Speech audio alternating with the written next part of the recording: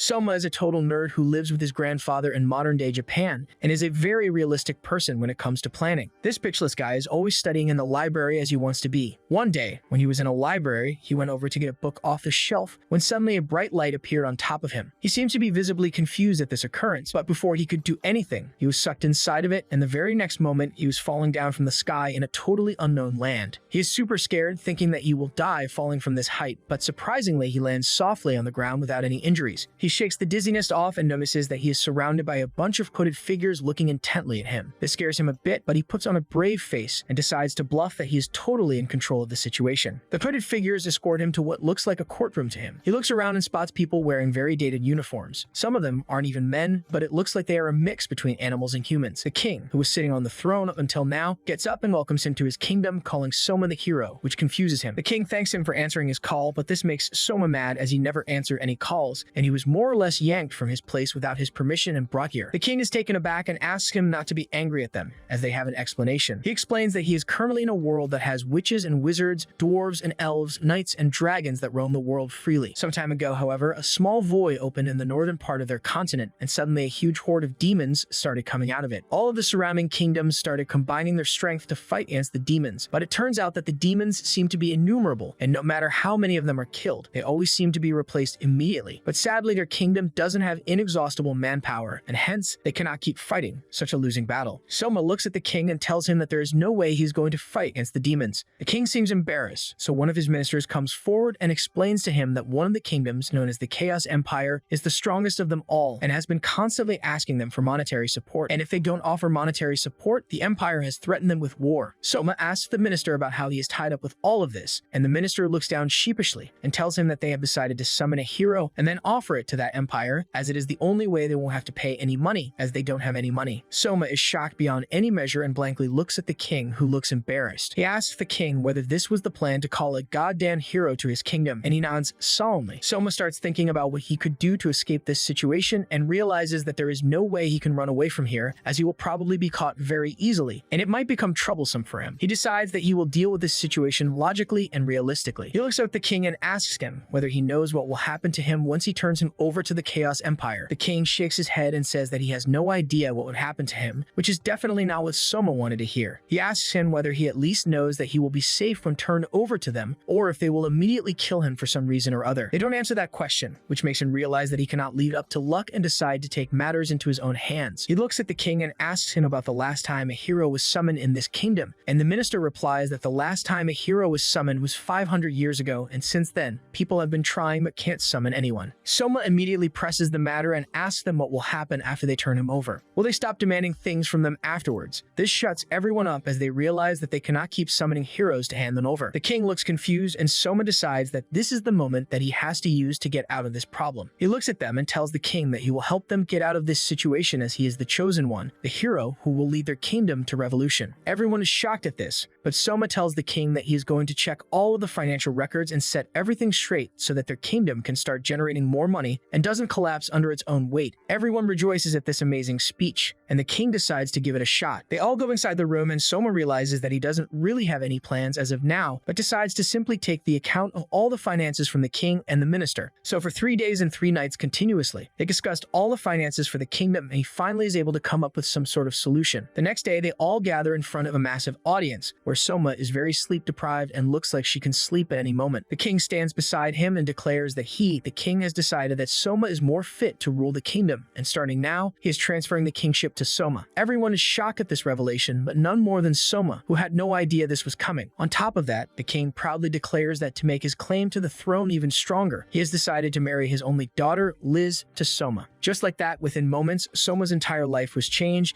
and he was given the task of changing the lives of all the subjects residing in his kingdom. He sits down in his chambers and starts working on a room full of paperwork without any breaks or sleep because of the sheer volume of work. Suddenly, he hears the door open and a beautiful young woman dressed in a military outfit barges in without saying anything. Soma is so tired that he doesn't even look up from his work and asks her whether she is a learned person and knows how to read and write. This takes Liz by surprise, who heatedly answers that she's a very learned person. Soma then asks her some basic math questions without looking them up, and when she is able to answer them, he asks her to help him deal with this paperwork. Liz walks up to him and announces that he he is talking to the daughter of the former king. This makes Soma look up from his paperwork, and he asks her why she is wearing a military outfit. She explains that she always had a knack for combat and wanted to help on the front lines, so she enrolled herself in the military. She asks him what he did with her father, as there is no way her father would give up kingship. Soma lets out a deep sigh and tells her that he was summoned to this weird place, and he only wanted to escape being sent to the Chaos Kingdom, but her father got impressed by him and made him the king. He reassures her, however, that it won't be for long, as he doesn't want to be king and just wants to go back to his own place. He tells her that he will stay in this kingdom for 2 or 3 years, till the kingdom regains its footing and gets more stable financially. He also tells her not to worry about the engagement, as she can cancel it anytime she wants to. Liz seems impressed after hearing about his humility and decides to talk to him more cordially. He explains to her that he is already working on getting more money and has sold all the useless jewels and treasures from the kingdom's vault, as their country needs food that people can eat and not jewels that are locked in some vault right now. Liz seems horrified and tells him that a lot of those treasures are ancient artifacts that are basically extremely precious. Soma calms her down by showing her a list of items that he has sorted and how he hasn't sold any national heritage items or any dark magic items. He's only sold basic jewelry in gold and silver. Liz seems to be more relaxed now and asks him about his next plans. Soma replies that he isn't going to send money to the Chaos Kingdom as of now, as the people living in this kingdom are still hungry and need something to eat. Liz suggests that instead of sending the money straight to the Chaos Empire, he can use it to strengthen their own military. Soma thinks for a moment and realizes that she is right. If they give the money to the Chaos Empire, they will just keep asking for more, but if they invest it in their own military, they might be able to stand up to them and retake their position. Slowly but surely, Soma starts understanding how this world works. He took an extensive tour of the kingdom and got to know that it has a lot of hidden properties that he wasn't aware of. From the looks of it, the kingdom looks like a very old school area, with no modern techniques or tools being used, but if you take a closer look, you will realize that this kingdom has a lot of the modern luxuries hidden in a different form. For example, the light bulb is a pretty modern invention that has solved the problem of illumination forever, but in this world there is no electricity, much less a light bulb. Surprisingly, every street has a bunch of street lamps, and even at night, the houses are illuminated. This is because of the special magic that the people of this continent possess. They can create light, heat, and water at will, which comes in very handy when you think about it. He is also taken by one of the priests, who tells him to put his hand over a stupid-looking statue, claiming that if he has any affinity for magic, he will know immediately. He puts his hand over the stupid statue, and suddenly he loses himself in reality and starts seeing a bunch of bright light spots against a black background. But he remembers that he hasn't taken any LSD, so he quickly realizes that it must be the work of magic. When he comes to, the priest tells him that he does have magical affinity, and that he should go and practice some magic, as it will make him better at it. He goes back to his chambers, where he has hired a bunch of working personnel who are able to read and write to do some paperwork. He himself sits down on the chair and starts working, but before that, he's able to play around with his magic. He transfers his consciousness into 3 pens, which immediately start doing paperwork on their own. He tries with the 4th pen, but doesn't work, making him realize that for now, 3 objects are his limit. While doing the paperwork, Liz enters the chamber to check up on him and is surprised to see the magical pens. She asks him about it, as she has never really seen this kind of magic, but Soma tells her that he has created it just now. Liz has no trouble believing this, but before she could ask anything else, he asked her to get down to work and put a ton of paperwork on her as well. They all keep working for countless hours before Soma looks up through his baggy eyes to see that all of them have fallen asleep out of exhaustion. He walks over to Liz, who is also sleeping on the couch very cutely, and observes her for a moment before pushing some hair out of her head lovingly. Liz, however, is used to creeps like him and immediately wakes up, asking him what he was doing. Soma tells her that he just came to see whether she was sleeping or not and nothing else. The next morning, he tells her that he wants to show her something, and they both get on a horse. Liz is surprised. As usual, a man is supposed to take the reins, but Soma is sitting on the back of the horse, holding her waist as tightly as possible, as he doesn't know how to drive a horse. They both go on a surprisingly romantic ride, which ends near a giant field covered in white. They get off and Soma walks alongside Liz and shows her the fields, informing her that their entire country is filled with cotton fields like these, which are borderline useless. He explains that once cotton used to be a very valuable commodity, so all the farmers decided to grow it on a huge scale, so they could export it and earn a lot of money. This resulted in the entire kingdom starting to produce cotton instead of other agricultural crops. That would have been fine, as with the money earned, they can easily import food, but the problem arose when other countries also started growing cotton, leading to an increase in supply while the demand wasn't that high, leading to a cotton crash where their prices were down to earth and they were worth nothing. This is the reason why their country is suffering through such a bad famine and they have nothing to eat at all. Liz looks sad, as she was supposed to be one of the leaders of this country, and yet she had no idea about this entire fiasco. She apologizes to him, but he tells her that she shouldn't apologize to anybody, but help him bring back the country to its former glory. They go back to the dining hall and start having breakfast together when a man called Ark introduces himself as the leader of the guards. He sits down with them and asks Soma if there is anything he could do. Soma very frankly replies that not many people in this country are useful, as most of them have no idea what they are doing. He tells him that he is in serious need of more trained manpower and people with specialized skills. Ark bows down and tells him that he will see what he can do before taking his leave. Liz and Soma later have tea, where Soma suddenly gets an idea and asks Liz whether they have any kind of broadcasting device. Liz has no idea what this man is talking about, so he tries to explain what kind of device he is talking about, and Liz suddenly exclaims that they have a device like that for public announcement. This will be perfect for Soma's plan, so he tells her to take him to the device as soon as possible. He explains to her that he's going to recruit a workforce from the general public. Liz tells him that they already do it, which surprises Soma, and he asks her how they select people. She replies that they have a series of written examinations, and people who pass all of those are taken into the castle as workers. Soma tells her that this strategy is highly inefficient, as they are probably missing out on extremely talented individuals. He asks her how high the literacy rate in their kingdom is, to which she replies that it is around 30%. He looks at her and tells her that just written exams cannot tell you how talented an individual is. It is the aptitude of the individual that is important, not how literate he is. He tells her that this set of exams must be enforced by high-ranking nobles, who have the influence and the money to send their children to the best academies to get them educated and put them in positions of power in the court. It's classic nepotism. She is shocked at this revelation and asks him what he proposes to do. He tells her that she will know soon. The next day, he stations himself in front of the broadcasting device alongside Liz and starts broadcasting to the entire kingdom. He addresses his subjects and tells them that he's going to give them a very good opportunity to completely turn their lives around, grabbing everyone's attention. He tells them that he is proposing an open round for people with very high aptitude, a specialization, or any kind of skill that might be helpful. He tells them that nothing else matters. They can be literate or illiterate, wealthy or dirt poor. All that matters are their skills, strengths, and aptitude. The next day comes around and everyone gathers inside the court to witness the new people who will be chosen directly by the king. Soma sits on his throne with Liz by his side, and the selection begins. He notices that only 5 people have nominated themselves for the selection exam. All of them bow in front of him as soon as Ark introduces the king. All of them bow down apart from a tall, dark-skinned girl called Aisha. She claims that she is from the clan of warrior elves, and they don't bow in front of anyone to whom they haven't pledged their lives. Ark gets mad and tells her to bow down immediately, but Soma stops him and tells him to let it go. He quickly uses his special magic to remotely rid everything about these elves and realizes that they are very well known and feared for their combat prowess and are supposed to be excellent warriors. She tells him that she is one of the best warriors in her clan, making her one of the best, if not the best, warriors in the entire kingdom. She then asks Soma whether he could help her. He is taken aback and doesn't know what to say, but the elf continues, telling him that for some reason, the blessed forest where they live has been deteriorating at a very rapid rate for no reason. According to her, she and her clansmen take very good care of the forest, but even then it seems to be dying on them and they have no idea why it is happening. She also adds that she has heard that Soma is a very intellectual person and might be able to devise a strategy to save the forest. Soma looks confused, but he quickly starts thinking and asks whether they are thinning the forest or not. Aisha looks at him blankly and asks what he means by that. Soma realizes that these techniques must be comparatively modern and explains to her that when a forest is left to grow on its own, oftentimes the older trees end up covering all of the canopy, resulting in no sunlight penetrating to the forest floor, because of which no seedlings or saplings are able to grow. The entire forest floor dies and there are no young plants to replace any older trees that might fall. This also leaves the area as a whole susceptible to erosion and other massive natural problems. Suddenly, Aisha completely bows down in front of him and tells him that she is pledging her entire life to Soma and is ready to fight for him and die for him.